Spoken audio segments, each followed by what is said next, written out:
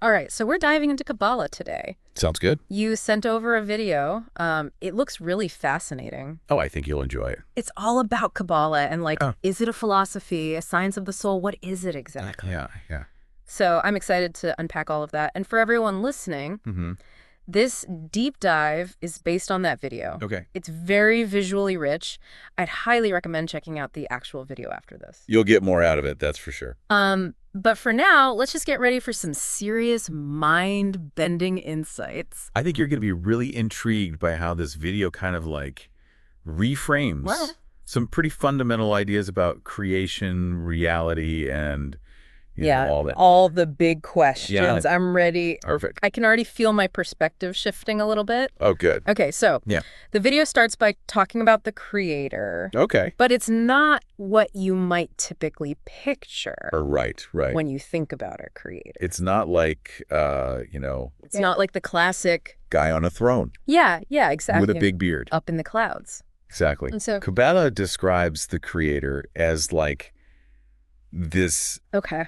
infinite force of pure giving, this boundless desire to bestow goodness. So less about commanding, controlling, and more about Just overflowing. Overflowing, With generosity. Well, I like that. Yeah, imagine a waterfall, just constantly pouring out. Yeah. No beginning, no end. I can see it. That's kind of like the creator in Kabbalah. Okay. Just this constant overflowing source of, love and energy. That's definitely different from how I usually think about it. Yeah. But, if the creator's all about giving, Right. who's on the receiving end? Right. Where do we fit in? Yeah. That's where it gets really interesting. Okay. Kabbalah says there's another force, Okay. a will to receive. Okay. And that's actually the origin of everything. Everything we know, everything we experience, it's like the container, okay. that yearns to be filled with the creator's light. So it's like this cosmic dance between giving and receiving. Exactly. And this dance is actually what sets the stage for the Kabbalistic creation story. Oh, okay. So, you see, the will to receive ultimately wants to be equal to the creator. It wants to give as much as it receives. So there's a balance. Yeah, there's a balance, right. But to do that, it has to go on this incredible journey. My mind is already being blown. Good. What kind of journey are we talking about? So picture the will to receive shattering into countless pieces. Okay. Like a mirror breaking. Oh, wow. And each one of those fragments becomes a soul. Each one. Yeah. Wow. And that means each one of us is a piece of that original desire, and we're all on this journey to reunite with the creator. Okay. And experience that. Perfect unity again. So every experience, the ups, the downs, the joys, the struggles, all part of this is all part of this is grand cosmic quest. back to oneness. Wow. It's pretty profound when you think about it. It is. It really is. Changes how you see things. Yeah. Yeah. Suddenly everyday life takes on a whole new dimension. It makes you question what you take for granted. Exactly. So, if we're all on this journey back to the creator, where are we now? Right. Is there a map for this soul-searching expedition? Well, actually, Kabbalah provides a pretty fascinating map. Okay. They call it the 4 levels of existence. Okay, 4 levels. I'm all ears. All right. So imagine a staircase, and each step is a different level of spiritual development and the awakening of desires. Okay. So the first level of the foundation is called domim. Domim. It's the inanimate level. Okay. Think about rocks, mountains. Things that just exist. Things that just exist. There's no movement, no individual desires, just pure being. Oh, like that pile of laundry I've been ignoring. Exactly. No desires whatsoever, just taking up space. Taking up space. But even in that stillness, it's still connected to the creator. Okay. Still part of that web of creation. It all comes back to that. Yeah, it all comes back to that. So what's the next step on the staircase? Okay, so climb up a step to the somic level. So somic, okay. The vegetative level. Think about plants, trees, anything that grows and changes. Okay. They have a desire to expand, reach for the sun, draw sustenance from the earth. It's like they're reaching out to connect with something beyond themselves. Yes.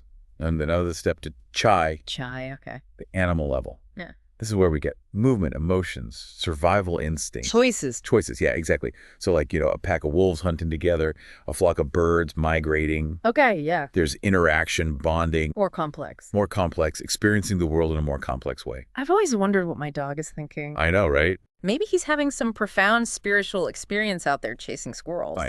Maybe. So, and then finally, the top of the staircase. The top of the staircase. Meta. Meta. The human level. Okay. And this is where things get really interesting. Okay. Because we have, like, the stability of Demaramim, Right. the growth of Somic, the instincts of Chai, but we also have something unique. Okay. Self-awareness. Oh. This yearning for meaning, the Okay. desire to understand our purpose. So we're like a culmination of all those levels that came before, Yeah. but with this added layer of consciousness. Exactly. We're not content with just existing or surviving. No, we're always looking for more. We're always looking for more. We question, we create. The yearn. We yearn for something more. We're the ones who look up at the stars and ask, why am I here? Yeah. We search for meaning and connection in a way that no other level can. Really makes you think. It does. So where does reuniting with the Creator come in? How do we start climbing this spiritual ladder? Well, that's where the practical side of Kabbalah comes into play. Okay. It's about inner transformation, like a conscious effort to shift our perspective and align ourselves with the Creator's giving nature. So we're not just passive passengers on this journey. No. We have a role to play in our own A very active role. spiritual evolution. Yeah, it's about actively participating in the process. Right. Okay, so how do we do that? Well, the video highlights a few key points All right, lay it on me. that I think you'll find really insightful. I'm ready. Okay, so the first point Okay. is this idea of the point in the heart. Point in the heart. Yeah. Okay. It's like a spark of longing, Mm-hmm. a deep dissatisfaction, Yeah. that can kind of emerge, Yeah. even when, like, things seem good on the surface. It's like that feeling like, is this all there is? Yeah. When, Even when things are good externally. okay, Yeah, exactly. yeah. It's like a nudge from Yeah. your soul, reminding you that there's this whole other dimension waiting to be explored. Yeah. A dimension that might offer a much deeper sense of fulfillment than Right. the material world. Yeah, I've definitely felt that before. Oh, yeah. It's like a restlessness, you know?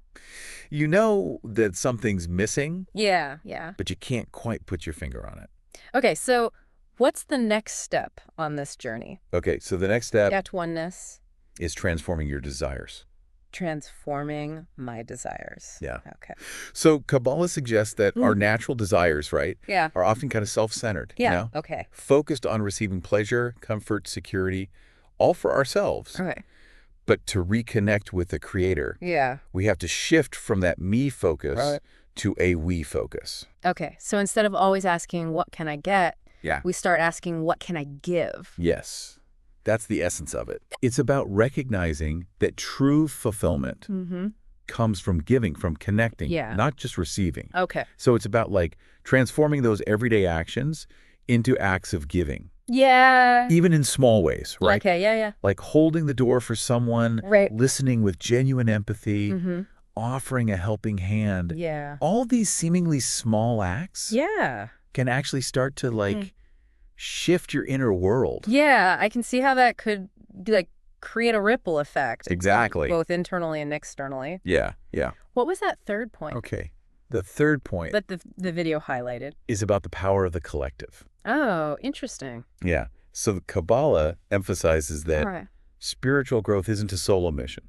Okay. We're all interconnected, Mhm. right? Mm-hmm. And our individual progress Yeah. can be amplified when we support each other on the journey. Like we're all climbing that spiritual ladder together. Yeah, exactly. And a helping hand can make all the difference. So finding a community, connecting with like-minded people, it's not just about socializing. No. It can actually accelerate Yeah. your spiritual development. Exactly. The video talks about this concept of Minan. Minon. Minan, yeah. It refers to a gathering of 10 individuals 10 to individual. the purpose of studying Kabbalah together. Oh, okay. It's believed that when 10 people come together with this shared intention Yeah. to grow spiritually, Mm-hmm. they create this powerful synergy. Oh, wow. amplifying each other's energy, amplifying each other's insights. So it's like having a team of Sherpas I love that analogy. guiding you up that spiritual mountain. Yeah. Okay, so we've explored this concept of the creator. Right. This idea of our souls being like these fragments yearning to return to unity. Yeah. And then these key steps on the path. Right. What about the world we experience every day? Yeah, that's a great point. Kabbalah surely has something to say about that. You're right. And what Kabbalah says about reality might just blow your mind. Bring it on, I'm ready. Now, get ready for a reality check. Okay. Kabbalah suggests that what we perceive as real is actually more like a custom-made illusion. Oh. A projection of our own ego. So, wait. You're telling me my carefully curated social media feed? Let's just say there's a much bigger picture. Okay. We're often missing. Okay. The video uses this analogy of an iceberg. Okay, an iceberg. Yeah. So we tend to focus on the tip, right? Mm-hmm. The part that's visible above the surface. Okay. Which represents, like, the material world. Okay. But the real action, Okay. the true reality, lies beneath the surface, hidden from our ordinary perception.